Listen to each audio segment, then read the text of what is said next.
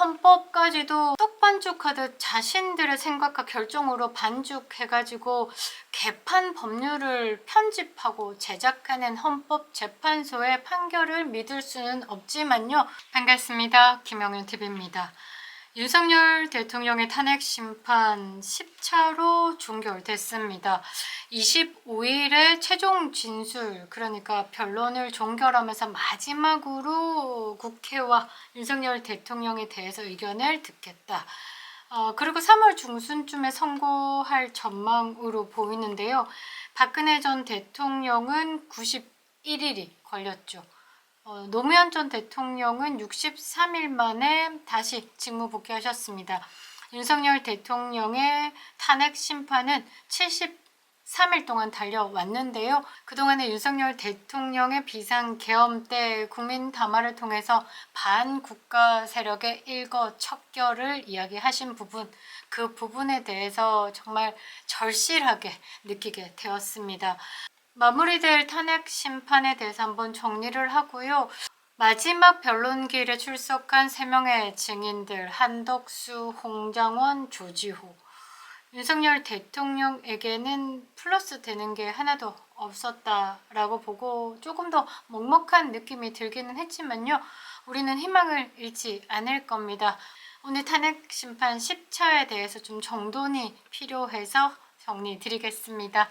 구독과 좋아요 버튼 꼭 눌러주시고요. 알림 설정 부탁드리겠습니다. 큰 힘이 되고 있습니다. 자, 국회와 윤석열 대통령 측은 이 헌재에서 10차로 끝내겠다라는 부분에 크게 반발 없이 수용했습니다. 대통령의 최종 의견 진술이 남아있는 상황에서 국민들은 기쁨의 눈물을 흘릴 것 같습니다. 돌아오실 거다라고 생각을 하고요. 그 대통령의 애국심, 국민 사랑에 대해서 한 번 더 느끼는 시간이 되지 않을까라고 생각을 하는데요. 지금 헌법재판소 8인 TF가 써주는 대본대로 움직인다라고 하고 있지만 이들 중에서도 상식적이고 재판관의 명예를 위해서라도 제대로 된 심판을 할 것이다 라고 생각을 하는데요. 국회가 지난해죠 12월 14일 두 번째 탄핵 소추안을 의결해가지고 탄핵 심판을 돌입했습니다. 73일 만에 종결이 되는 건데요. 최종 결정 선고는 다음 달 중순쯤 나올 것으로 전망됩니다. 문영배 헌재소장이 20일 날 10차 변론을 마무리하면서 다음 기일은 2월 25일 오후 2시다 라고 이야기를 했고 양측 대리인의 종합변론과 당사자들의 최종 의견을 듣겠다라고 고지했습니다. 양쪽이 별다른 의견 없이 수용했다라는 건 마지막이다 생각하고 오늘 많은 것을 쏟아내지 않았나, 후회 없지 않았나 라고 생각을 합니다. 헌재는요 25일에 증거 조사를 마친 뒤에 국회 측 그리고 윤석열 대통령 대리인단에게 2시간씩 최종 의견을 밝힐 시간을 부여할 예정이다 라고 합니다.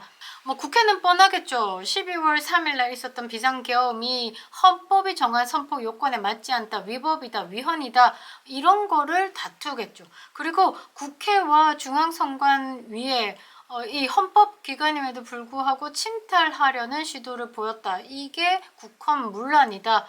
이런 식으로 위반을 한 부분에 대해서 엄청 중대해서 윤석열 대통령은 나라를 지킬 수 없는 파면 조치가 마땅하다. 이런 식으로 주장을 할 것으로 보이죠. 뻔뻔하죠. 빤하고 뻔뻔하죠. 내란으로 탄핵소추안 의결해놓고 슬그머니 내란죄를 뺐다라는 거, 그거부터 이 판은 각하여야 하는데 이 TF가 버티면서 윤석열 대통령을 지금 73일 동안 괴롭혀 온 겁니다.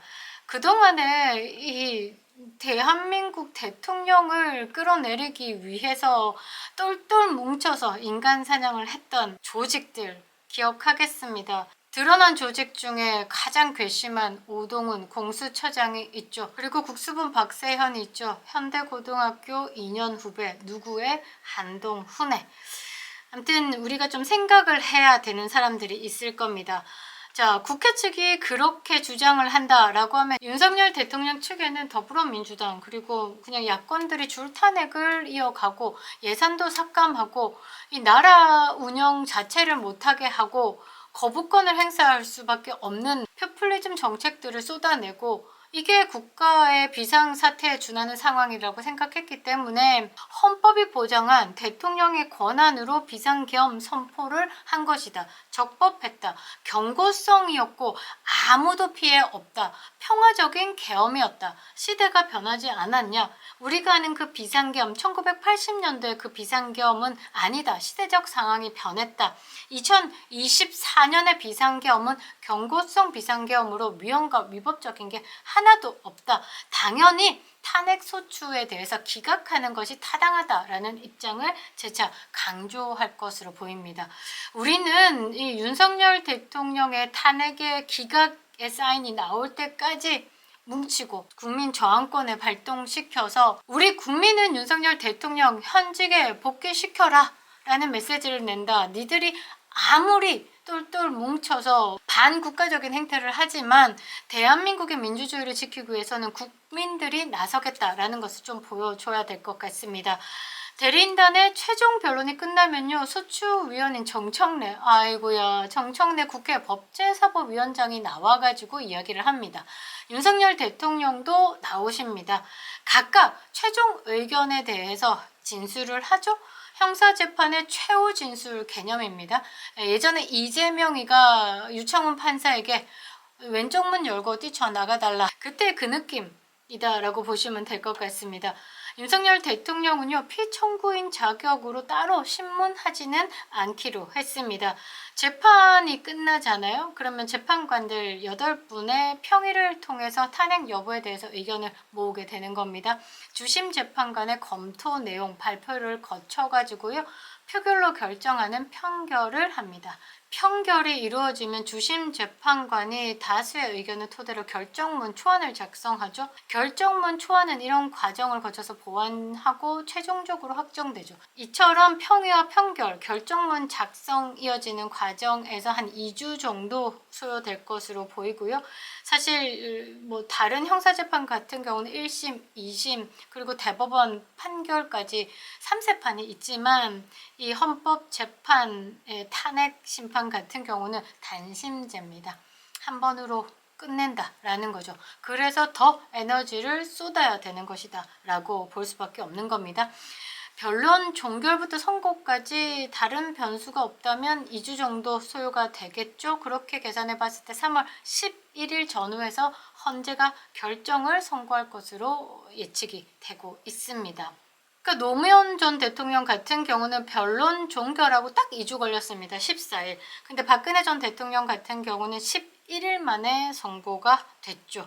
오늘 한덕수 국무총리, 홍장원 전 국가정보원 1차장 2번째 출석이고요. 조지호 경찰청장은 나오지 않다가 강제 구인장 발부가 있다라고 하니까 나왔습니다. 대통령 측에서 투표 사무원 등을 증인으로 불러달라라고 했던 부분에 대해서는 헌재가 끝까지 기각하고 들어주지 않았죠.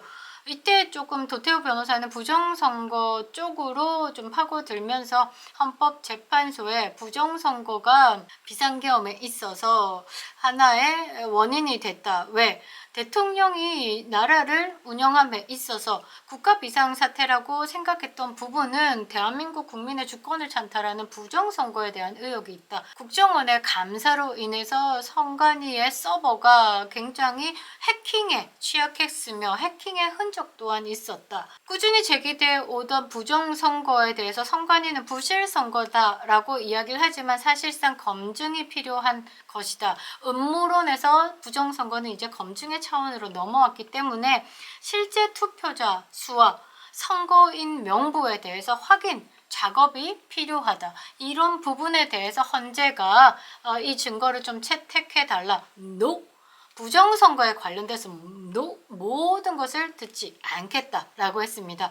제가 생각할 때는 헌재 TF에 중국인이 있다라는 의혹이 있죠. 그리고 헌재 TF를 움직이고 있는 AKB 4단, 거기에 이광범 이광범 대표가 공산당의 사건을 수임했던 경험도 있고 민주당의 전형 로펌이다라고 불리는 곳이기도 하죠. 이런저러한 이유로 부정선거에 대해서 공론화 또는 밝혀지는 것을 꺼려하는 집단에 움직이지 않을까라고 저는 생각을 해봅니다. 한덕수 국무총리는요, 마지막 변론 기일인데도 비상계엄 선포와 관련돼서 국회에 대해서 증언 자체가 윤석열 대통령 측에 유리한 답변은 없었습니다. 모두가 걱정하고 만류했다라고 기억한다. 본인의 기억을 이야기를 했죠. 또한 해당 국무회의가 통상 국무회의와 달랐고 형식적, 실체적 흠결이 있다라고 언급했습니다. 이러한 수사는 앞으로 수사와 사법 절차를 통해서 이루어져야 한다라고도 덧붙였는데요. 조금 뜨악했습니다.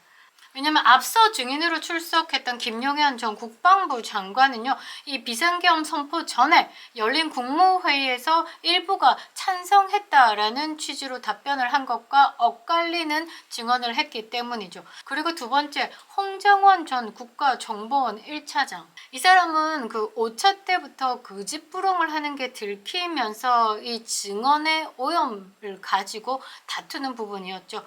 그래서 이번 마지막이다라고 생각하고 홍정원이 이 탄핵까지 쉽게 얘기하면 내란 혐의를 더 씌우기까지 굉장히 큰 역할을 했던 국회의원 체포명단 메모, 이 부분에 대해서 이제 흔들었죠.